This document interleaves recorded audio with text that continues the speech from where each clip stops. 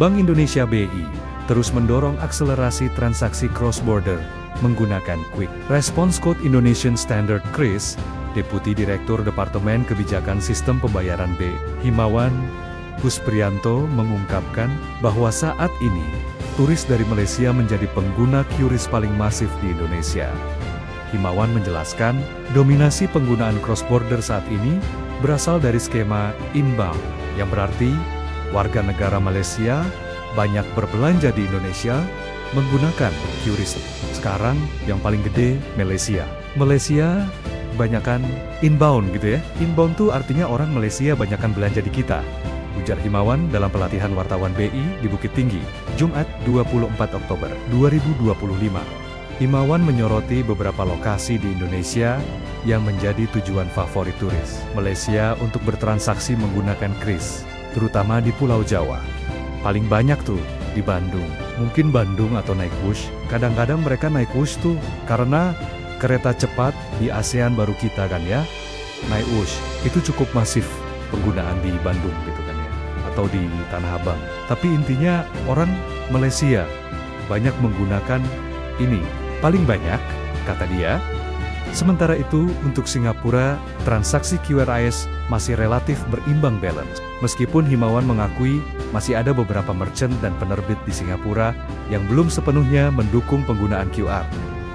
Meskipun QRIS cross-border baru berjalan sekitar 3 tahun, BI melihat potensi pertumbuhan yang sangat besar di masa depan. Berdasarkan data, transaksi QRIS baru mencapai sekitar 10% dari potensi total transaksi yang ada. Secara volume transaksi cross-border inbound turis asing belanja di Indonesia masih relatif kecil, sekitar 500 juta US$, dan outbound WNI belanja di luar negeri 130 juta US$.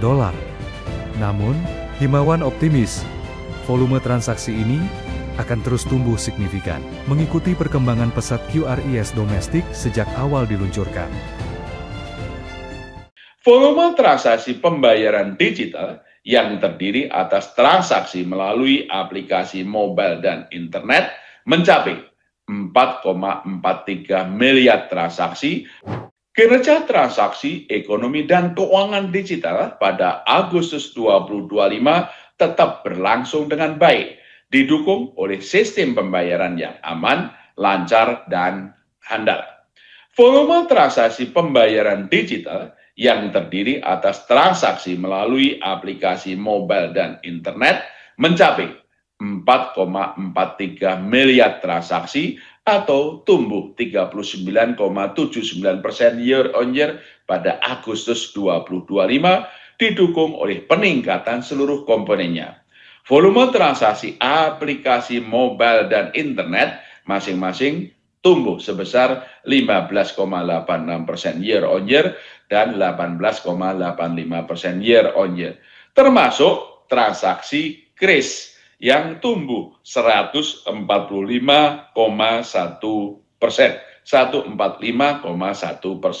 year on year. Kinerja positif tersebut didukung oleh peningkatan jumlah pengguna dan merchant QRIS. Dari sisi infrastruktur, volume transaksi retail yang diproses melalui BI Fast mencapai 398,6 juta transaksi atau tumbuh 27,5% year on year dengan nilai transaksi menyentuh 967,3 triliun rupiah pada Agustus 2025. Volume transaksi nilai besar yang diproses melalui BI RTGS tercatat sebesar 876,9 juta transaksi dengan nilai sebesar 17.170,3 triliun rupiah. 17.170,3 triliun rupiah di sepanjang Agustus 2025. Sementara dari sisi pengelolaan uang rupiah, kartal yang diedarkan tumbuh 12,14% year on year menjadi 1.180,5 triliun rupiah pada 2 Agustus 2025.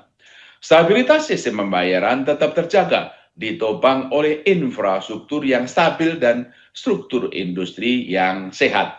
Infrastruktur yang stabil tercermin pada penyelenggaraan sistem pembayaran Bank Indonesia (SPBI) dan sistem pembayaran industri yang lancar dan andal, serta kecukupan pasokan uang dalam jumlah dan kualitas yang memadai pada Juli 2025. Struktur industri yang sehat tergambar pada interkoneksi antar pelaku dalam sistem pembayaran yang terus menguat dan diikuti oleh ekosistem ekonomi keuangan digital (EKD) yang meluas. Transaksi pembayaran berbasis standar nasional Open API pembayaran (SNAP) juga meningkat sejalan dengan perluasan tingkat adopsi. Kedepan, Bank Indonesia akan terus memastikan ketersediaan, keandalan, dan keamanan infrastruktur sistem pembayaran Bank Indonesia, baik retail maupun wholesale, serta infrastruktur sistem pembayaran industri. Bank Indonesia terus menjaga ketersediaan uang rupiah dalam jumlah yang cukup dengan kualitas yang layak edar di seluruh wilayah negara Kesatuan Republik Indonesia (NKRI), termasuk daerah terdepan, terluar, dan terpencil 3T.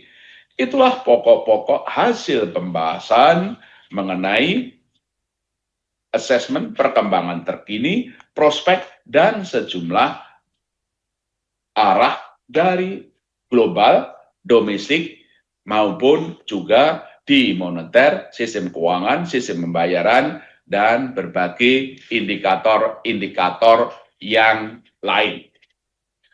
Nah, berdasarkan asesmen dan perkembangan tersebut, rapat Dewan Gubernur Bank Indonesia pada 16 dan 17 September 2025 memutuskan untuk menurunkan BI rate sebesar 25 basis point menjadi 4,75%, suku bunga deposit facility turun sebesar 50 basis point menjadi 3,75%, dan suku bunga lending facility turun sebesar 25 basis point menjadi 5,5%.